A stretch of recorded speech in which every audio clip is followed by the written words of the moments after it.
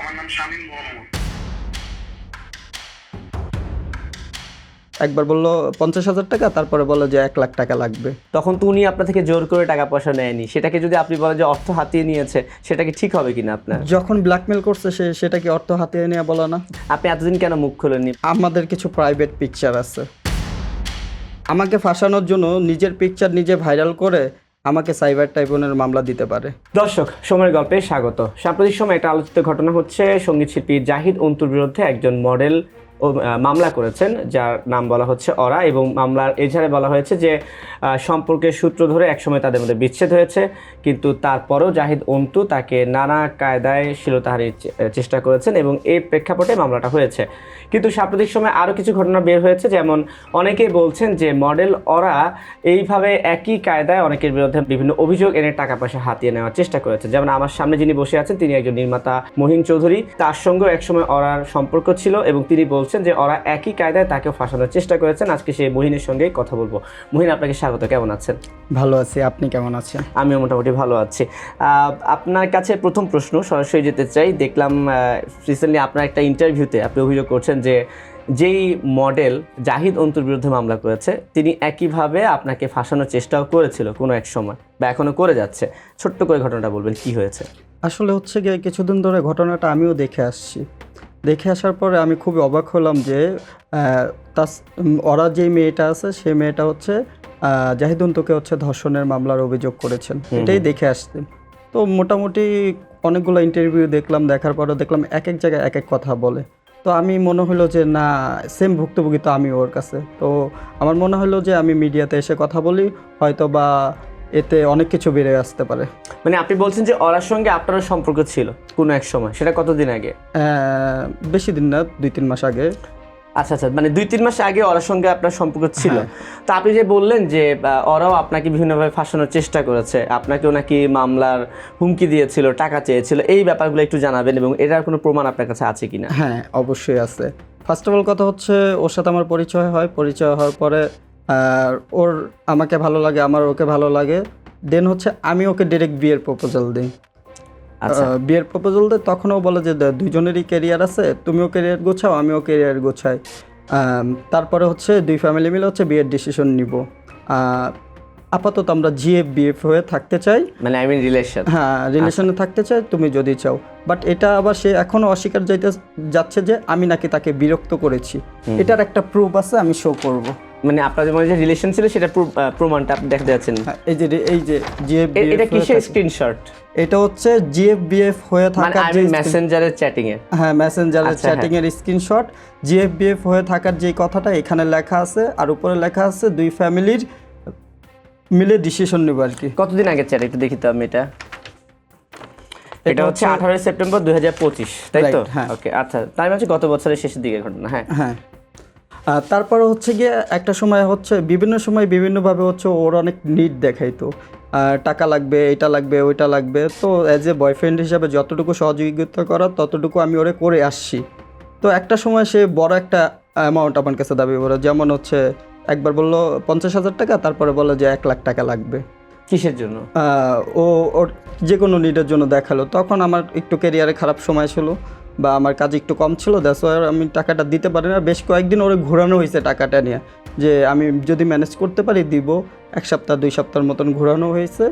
তো একটা সময় সে এসে বলতেছে যে তুমি যদি আমাকে টাকা না দাও, তোমাকে আমি ধর্ষণ মামলার অভিযোগে দিব, মানে ধর্ষণ মামলার অপরাধে ফাঁসাই দিব। প্লাস হচ্ছে এটা বলবো যে তুমি মিডিয়াতে কাজ করো, বিভিন্ন মেয়েদের নিয়ে বিভিন্ন সময় হচ্ছে তুমি গিভেন টেকের নাম করে হচ্ছে মেয়েদের নিয়ে বিজনেস করো, এই কথা। তখন আমি একটু ভয় পেয়ে যাই।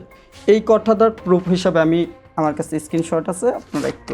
মানে আপনাদের রিলেশন চলা অবস্থাতেই টাকা চেয়েছিল, টাকা যখন আপনি দিচ্ছিলেন না তখন সে হচ্ছে এই কথাটা লিখেছিল, তাই তো? এখানে সেটা লেখা আছে, এখানে লেখা আছে যে তোকে আমি ধর্ষণ মামলা দিব। আচ্ছা, ঠিক আছে। যে একই অভিযোগ তিনি জাহিদ অন্তুর বিরুদ্ধে করেছেন, ওয়ান কাইন্ড অফ একই অভিযোগ সে জাহিদ অন্তুর বিরুদ্ধে করেছেন। প্লাস হচ্ছে গিয়ে আপনার তখন মনে হলো যে জাহিদ অন্তু হতে পারে নির্দোষ, হতে পারে আমার মতন ভুক্তভোগী হতে পারে। আমি মুখ খোলাতে যদি অনেক কিছু বেরিয়ে আসে, বা জাহিদ অন্তু যদি সত্যি নির্দোষ হয়, তাহলে সে এই মামলাটা থেকে মুক্তি পাবে, আর যদি দোষী হয় অবশ্যই সে শাস্তি পাবে। না, এখানে আমার অনেক প্রশ্ন আছে। প্রথম কথা হচ্ছে যে জাহিদ অন্তুর ইস্যুটা আসার পরে আপনি কেন মুখ খুললেন? আপনাদের এতদিনের সম্পর্ক, সে আপনাকে ব্ল্যাকমেইল করছিল, আপনি এতদিন কেন মুখ খুলেননি বা প্রকাশ্যে আসেননি মিডিয়াতে? এতদিন কেন মুখ খুলিনি, এতদিন মুখ খোলার রিজন হচ্ছে যেহেতু আমি একজন নাট্য নির্মাতা, অবশ্যই আমার একটা সম্মান আছে। তো ও যখন আমাকে এই ভয়টা দেখায় তখন আমি একটু ভয় পেয়ে যাই। আর জাহিদ অন্তুর বিষয়টা যখন আসছে তখন আমি বিভিন্নভাবে হচ্ছে ভিডিও টিডিও দেখে আমার মনে হলো যে আমার মুখ খোলা উচিত। হয়তোবা একটা নির্দোষ ছেলে সেখান থেকে রক্ষা পেতে পারে, হয়তোবা ছেলেটা শাস্তিও হতে পারে। দ্যাটস ওয়াই একটু মনে একটু সাহস মানে। আর আমার আশেপাশের বন্ধুবান্ধব অনেকেই ঘটনাটা জানতো, আমার সাথে যেটা হয়েছে সেটা জানতো। জানার পরে আমার বন্ধুবান্ধবরা বলে যে তোমার মুখ খোলা উচিত, হয়তোবা এই ছেলেটাকে মেয়েটা ফাঁসাইতেছে, কারণ তুমি তো সেম ভুক্তভোগী। আচ্ছা, তো আপনাদের ব্রেকআপ বা সম্পর্ক একদম চুটে গেছে কতদিন আগে? জানুয়ারি আর ফেব্রুয়ারি হবে। জানুয়ারি আর ফেব্রুয়ারি এই সময়টাতে। তাহলে বোঝা যায় তো একই সময় তিনি জাহিদ অন্তুর সঙ্গেও মনে হয় কথাবার্তা বা চ্যাটিংগুলো যেগুলো বলেছেন তিনি কন্টিনিউ করেছিলেন নাকি? হতে পারে, আমি ওইগুলো দেখি। জাহিদ অন্তুর সঙ্গে আপনার পরিচয় আছে? না, আমার জাহিদ অন্তুর সঙ্গে কোনো না, এমন তো হতে পারে না যে জাহিদ অন্তু যখন জেল থেকে, তাকে তো গ্রেফতার করা হয়েছিল, তারপর বের হলো, তারপরে আমি দেখলাম যে আপনি বিভিন্ন জায়গায় মুখ খোলা শুরু করলেন। এমনটা হতে পারে না যে অন্তু নিজেকে বাঁচানোর জন্যই আপনাকে এখন দিয়ে এগুলো বলাচ্ছে? এই যে অভিযোগ করেছিলেন, মামলা করেছেন, সেটা এটা বলতেই পারে।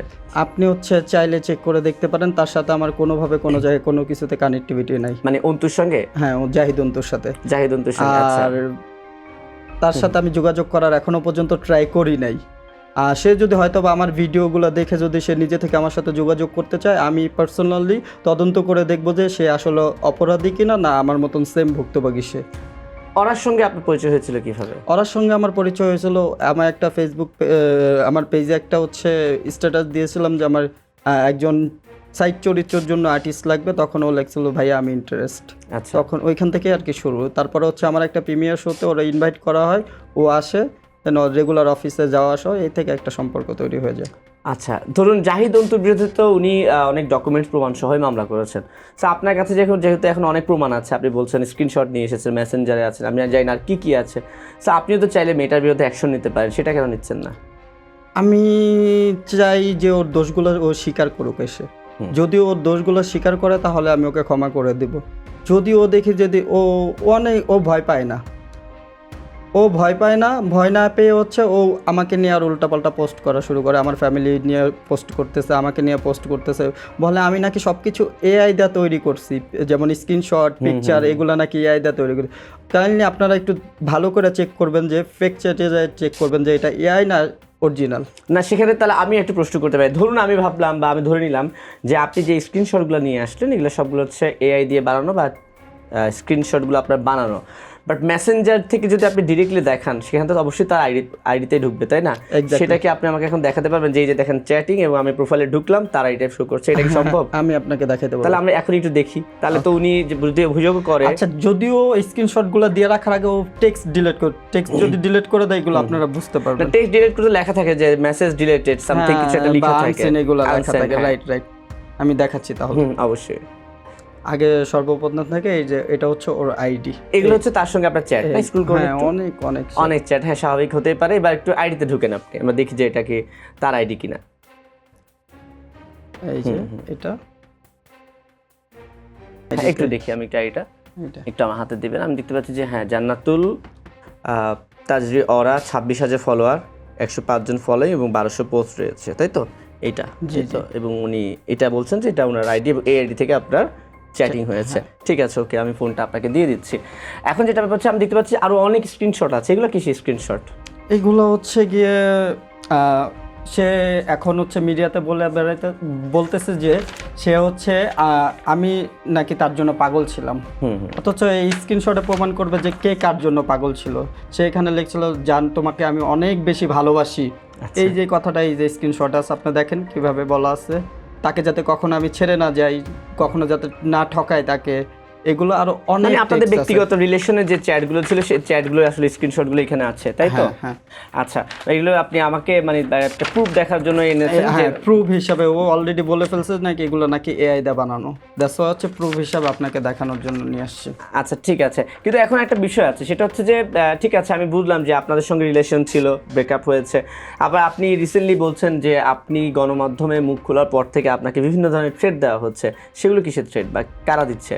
এটা হচ্ছে তারা দিচ্ছে যাদের সাথে ওর অবৈধ সম্পর্ক আছে বর্তমানে। আচ্ছা। এক হচ্ছে আকাশ রঞ্জন ডিরেক্টর, ওর সাথে অবৈধ সম্পর্ক আছে এই মেয়েটার। কালকে শামীম মাহমুদ নামে হচ্ছে একটা ছেলে ভয়েস মানে ভিডিও ভয়েস পাঠাইছে, ইভেন সারাদিন ভোর 5টা পর্যন্ত আমাকে ডিস্টার্ব করছে, আর আমার বাবা মা তুলো উল্টাপাল্টা গালাগালি করছে। আমি এখানে একটা বিষয় আছে ভাই, সেটা হচ্ছে ধরেন সম্পর্ক তো একজনের সঙ্গে একজন ভালো সম্পর্ক থাকতেই পারে, সেটাকে তো আপনি এভাবে বলতে পারেন না, এভাবে যেভাবে নাম ধরে বলছেন। আপনার কাছে কোনো প্রুফ আছে যে সে তাদের সঙ্গে হয়ে এই কাজগুলো করছে, এভাবে তো আপনি নাম ধরে বলতে পারেন না। আমাকে ভিডিও ফুটেজ আছে, নাম ধরে এই জন্যই বলতেছি। আচ্ছা, কী ধরনের ভিডিও ফুটেজ? আমি একটা ভিডিও ফুটেজ আপনাকে দেখাই হ্যাঁ হ্যাঁ। যে সে আমাকে কিভাবে গালি দিয়েছে। সে নিজের নাম নিজেই বলছে, আমি শামীম মাহমুদ বলতেছি। আচ্ছা, মানে শামীম মাহমুদ আপনাকে কি অডিও মেসেজে অডিও মেসেজ প্লাস ভিডিও পর্যন্ত পাঠিয়েছে। আচ্ছা, এই যে তার একটা ভিডিও আমি আপনাকে দেখাই। আমার নাম শামীম মোহাম্মদ, ডিরেক্টর। কোন রুচিতে আচ্ছা, উনি কেন আপনাকে গালিগালাজ করছে? ওনাকে আমি কখনো দেখিও নাই, চিনিও নাই। আচ্ছা। ওরাকে নিয়ে মুখ খোলার পর থেকে উনি আমাকে, আমার নাম্বার তো ওরাই ওকে দিছে, এছাড়া আমার নাম্বার তো বাইরের কেউ জানার কথা না। হুম। তা আপনি কি এখন এগুলো নিয়ে অনিরাপদ বোধ করছেন নাকি, এমন কিছু একটা? হ্যাঁ, আমি এগুলো নিয়ে অনিরাপদ বোধ করতেছি। প্লাস হচ্ছে গিয়ে আমি থানায় জিডি করে রাখছি ওর নামে, হয়তো বা মামলাও করতে পারি ওর নামে। সেক্ষেত্রে জিডিতে কি অভিযোগ করেছেন বা মামলাতে আপনি কি অভিযোগ দেবেন? জিডিতে আমার যে অভিযোগটা ছিল সেই অভিযোগটা হচ্ছে আমি ওকে নিয়ে সোশ্যাল মিডিয়াতে মুখ খুলেছি যে কিছুদিন ধরে জাহিদ অন্তর্বে আমাদের যে পার্সোনাল ইস্যুটা ছিল ওই ইস্যুটা নিয়ে আমি হচ্ছে জিডিতে উল্লেখ করি, আমাদের সম্পর্ক ছিল, প্রেমের সম্পর্ক ছিল। প্লাস এখন আমি মিডিয়াতে মুখ খোলার পরে দেন হচ্ছে সে আমাকে ভয় পেতে মেরে ফেলার হুমকি দিচ্ছে। আমার নিজের সেফটির জন্য আমি হচ্ছে ইভেন কি যেই নাম্বার থেকে ফোন আসছে সবগুলো নাম্বার আমি জিডির মধ্যে উল্লেখ করে দিছি। আচ্ছা, করেছেন। এবং মামলা যদি করেন তাহলে কি একই অভিযোগে মামলা করবেন, তাই তো? এক মামলা করলে আমাকে আমি ব্ল্যাকমেলের শিকার হয়েছি, আমার অর্থ হাতায় নিয়েছে, তো ওর পিছনে আমার মোটামুটি অনেকগুলো টাকা খরচ হয়েছে। এখন এখানে তো আসলে বলতে হয় যে আসলে যখন কারোর সঙ্গে কারোর প্রেম বা ভালোবাসার বা রিলেশন থাকে সেক্ষেত্রে তো আসলে টাকা পয়সা এমনিতেই খরচ হয়, কিন্তু তখন তো উনি আপনার থেকে জোর করে টাকা পয়সা নেয়নি, সেটাকে যদি আপনি বলেন যে অর্থ হাতিয়ে নিয়েছে, সেটা কি ঠিক হবে কিনা আপনার? যখন ব্ল্যাকমেল করছে সেটা কি অর্থ হাতিয়ে নেওয়া বলা না? তিনি কি টাকা নিয়েছেন শেষ পর্যন্ত আপনার থেকে? বড় অ্যামাউন্ট নেয় না, মাঝে মাঝে 5,000 10,000 যতটুকু লাগতো ততটুকু আমার অফিসে আসতো, ও নিয়ে যেত। যখন বড় অ্যামাউন্ট দিতে পারবো না তখনই তো ব্ল্যাকমেলটা সে করছে। আচ্ছা, মানে একটা মানুষের নিড ভালো, কিন্তু অতিরিক্ত লোভ করে নিড ভালো না ভাই। আপনারও নিড আছে, আমারও নিড আছে, সবারই নিড আছে দুনিয়াতে।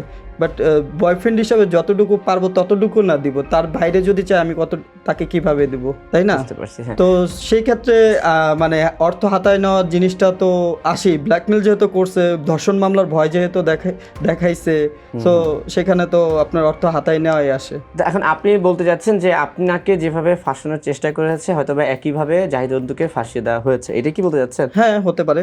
আচ্ছা, হতে পারে জাহিদ অন্তু নির্দোষ, হতে পারে আবার জাহিদ অন্তুর দোষ আছে। হ্যাঁ, সেক্ষেত্রে সেটা অবশ্যই আইনের পথে চলবে, আইনানুগভাবে প্রমাণ হবে যে কে দোষী বা কে নির্দোষ। আইনি প্রক্রিয়াধীন কোনো বিষয় নিয়ে আসলে আমরা কথা বলতে পারি না, এটা একটা বিষয়। কিন্তু যে অরার বিরুদ্ধে এখন আপনি অভিযোগ করছেন, অর্থাৎ অরার অভিযোগ ছিল অন্তুর বিরুদ্ধে, আপনার অভিযোগ অরার বিরুদ্ধে, ব্যাপারটা এরকম হয়ে গেছে। এই অরার কি আর কোনো কিছু আছে বা আপনি কখনো পেয়েছেন সম্পর্ক বা রিলেশন থাকা অবস্থায় যে ওরা আরও অনেকের সঙ্গে এমন রিলেশন ছিল বা তাদের থেকেও সে ধরে কাজ করার চেষ্টা করেছে? এতটুকু পেয়েছি যে সে রিলেশনশিপ থাকাকালেও সে বিভিন্ন সুগার ড্যাডিদের কাছে যেত। আচ্ছা, যেত, ইভেন বলতে বাজে ল্যাঙ্গুয়েজ ইউজ করতো আমার সাথে। তখন যখন সুগার ড্যাডিদের কাছে যেত তখন আমার সাথে অনেক খারাপ বিহেভিয়ার করতো। ও টাকার জন্য সব করতে পারে ভাই। ওকে যদি আপনি 2,000 টাকা দেন, মনে করেন আরেকটা নিউজ ইনফরমেশন আমি পাইছি, ও এক প্রোডাকশন বয়ের সাথে গিয়ে ও আচ্ছা, ওনার রিলেশন ছিল এরকম কিছু, মানে এরকম। আচ্ছা, তারপরে আরেকটা ইনফরমেশন পাইছি, বাট ওটা আমি প্রুফ দিতে পারবো না দেখে আমি ওটা বলতে চাই না। যেটার প্রুফ না আমি সেটা বলবো না কথা। হ্যাঁ, আমরাও চাই যে যেগুলো আসলে সত্যতা নেই সেগুলো নিয়ে আমরা কথা না বলি, কারণ অভিযোগ মানুষের বিরুদ্ধে মানুষ অনেকটাই করতে পারে, কিন্তু সেটা সত্যতা আসলে মূল ফ্যাক্ট, এটা একটা বিষয়। এখানে আমার একটা কথা আছে ভাইয়া। জি জি। ও যে ধর্ষণ মামলার অভিযোগটা দিয়েছেন, অন্তুর অন্তুর বিরুদ্ধে উনি বিরুদ্ধে আসলে শ্লীলতাহানি এবং যৌন হেনস্থা এই ধরনের একটি অভিযোগ করেছেন। আচ্ছা, হ্যাঁ। যেই মামলাটা জাহিদ অন্তুর বিরুদ্ধে দিয়েছেন, তার মানে এত বড় একটা ঘটনা ঘটে গেছে, পুরা সারা বাংলাদেশ এই ঘটনাটা জানে, এখনো পর্যন্ত ওর ফ্যামিলির কেউ কেন ওর পেছনে আসলো না? ওর কি আত্মীয় স্বজন নাই? ওর কি বাবা মা নাই? ওর পেছনে শুধু একমাত্র আকাশ রঞ্জন ডিরেক্টর সাপোর্ট করে যাচ্ছে। কই ওর বাবা মা, কই ওর আত্মীয় স্বজনরা, কই? যদি সত্যি ওর সাথে এমন হতো তাহলে তো ওর ফ্যামিলি আসতো, ওর ফ্যামিলির আসা উচিত ছিল। কই ওর ফ্যামিলি? এটা হচ্ছে আমার কোশ্চেন।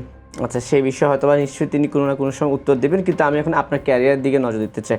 আপনি বলছেন যে আপনি নির্মাতা, আপনার কোন কোন নাটক বের হয়েছে পর্যন্ত একটু যদি বলতেন। বা কি কি আমার কাজ 29 করেছেন? ফেব্রুয়ারি নাটক বের হয়েছে। এটা হচ্ছে পার্ট 1 আসছে, আগামী বছর হচ্ছে পার্ট 2 আসবে। আচ্ছা, অভিনয় করেছিল কারা এটাতে?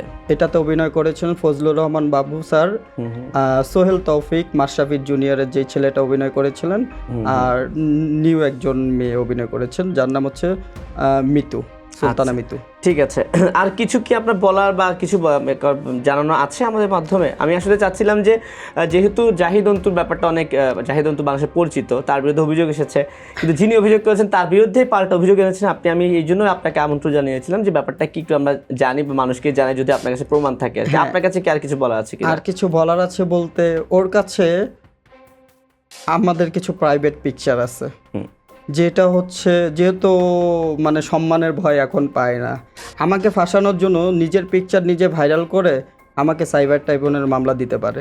এটা আপনি এটা আশঙ্কা আমি করছেন? এটা আশঙ্কা করতে পারছি, যেহেতু ওর সম্মানের ভয় নাই, তো ওর কাছে ওই পিকচারগুলো আছে, ওইটা নিয়ে আমি একটু ভয়ে আছি।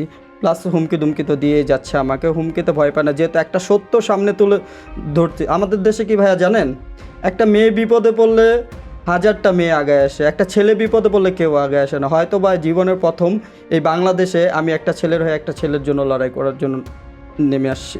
কিন্তু আমি এই পেকের ক্ষেত্রে বলবো, যদি আপনার কাছে সত্যতা থাকে, অভিযোগ থাকে, অবশ্যই আপনিও, তিনি যেমন আইনের কাছে অভিযোগ করেছেন, আইনি প্রক্রিয়া এগিয়েছেন, আমার মনে হয় যে আপনার কাছে যদি তেমন কিছু থাকে, আপনারা আইনানুগভাবেই আসলে আগানো উচিত। কারণ গণমাধ্যমে অভিযোগ করা যাবে, কথা বলা যাবে, কিন্তু আপনাকে যদি আইনানুগভাবে আগাতে হয় বা এর বিরুদ্ধে প্রকৃতভাবে ব্যবস্থা নিতে হয়, তাহলে কিন্তু আইনের পরে আর কোনো কথা নেই। তো আমরাও চাবো যে আপনি আইনানুগভাবে আগান এবং আইনানুগভাবে তার বিরুদ্ধে ব্যবস্থা নিতে পারেন। এটা আমার বক্তব্য মনে হয় আমার কাছে।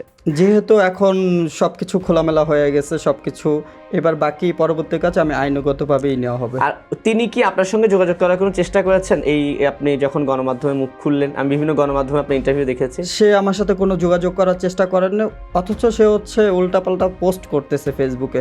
এখন একটা রিলেশনশিপ থাকাকালে আমি তাকে জান বলতেই পারি, আমি তাকে একটু মিস করতেই পারি, বা আমি তাকে বিয়ের কথা বলতেই পারি, সেগুলো স্ক্রিনশট দিয়ে শুধু বলে যে আমি তার জন্য পাগল ছিলাম, কিন্তু সে আমার জন্য, কিন্তু আমি কিন্তু এখানে প্রমাণ দিয়ে দিছি যে সে আমার জন্য কতটা পাগল ছিল।